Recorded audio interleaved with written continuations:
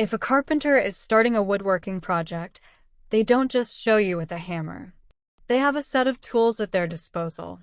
Some tools, like a hammer and a nail gun, are similar in nature, but they might choose different tools based on the scenario that they're facing. A seasoned carpenter is not only leveraging tools, but also leveraging their experiences over time. So the carpenter has learned not only what tool to use, but what tool is best for the job at hand. When someone is new to a trade, like an apprentice, they haven't amassed a tool set of a seasoned professional, and they don't have all of those experiences to leverage. So here we go. We've so far defined data analysis. We talked about how in some ways we're all analyzing data. We discussed the organizational roles and also some job roles. Let's dive into the skills of a data analyst. And keep in mind, you might be a seasoned professional or you may just be the apprentice. The skills required are not just software skills, they're also soft skills. The fundamentals for data are tools agnostic. That means these concepts can be applied to any tool that works with data.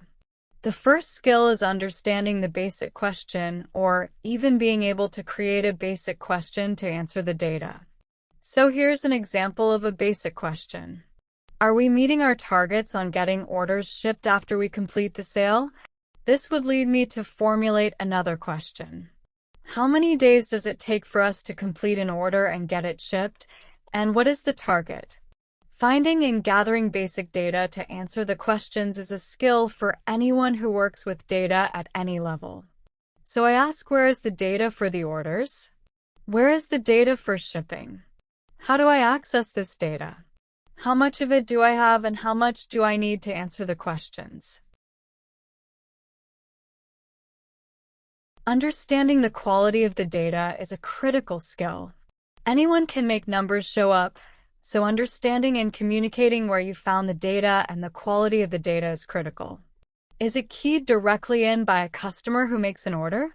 Does shipping complete their shipping through a system, or are they telling someone who tracks it on a spreadsheet? It's important to identify the quality of the data and learn things about what impacts data quality. Another key skill is to determine what data is important to answering this specific question. All too often you have access to more columns of data than what you need to answer a specific question. This is important because it helps define what cleaning and transformation you will need to do and exactly how much of it you will need to do. You'll also need to be able to create valid data through calculations. In a perfect world, everything we need exists already, but we don't live in a perfect world.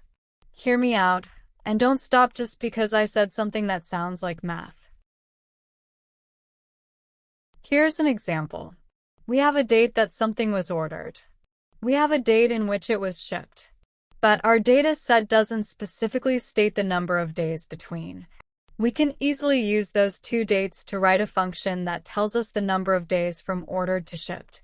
The scenario I presented here could be accomplished using any tools dedicated to data. I think a major skill for any data analyst, and one that's really lacking for most data analysts, is presenting the information in a clear and understandable format. This doesn't mean explaining orders and shipping data and the fact that it's stored in two different systems and that you had several menial steps and several really highly complicated steps. It means, did you answer the question with a visual that is actionable and actually answers the question? As you grow more seasoned, you might learn more data tools where you will expand into deeper data skills, and you might even pick up coding skills. However, if you cannot create or survive a pivot table, you should really start there. Datasets will continue to grow, and new datasets are always being created, so the skills you need will continue to grow and change over time. Just remember that not that long ago, tools like Power BI and Tableau didn't exist yet. But building a core foundation on working with data will allow you to work successfully with any tool that is built for data. As we grow more innovative, data will continue to grow, and the supply and demand for people with data skills will continue to increase.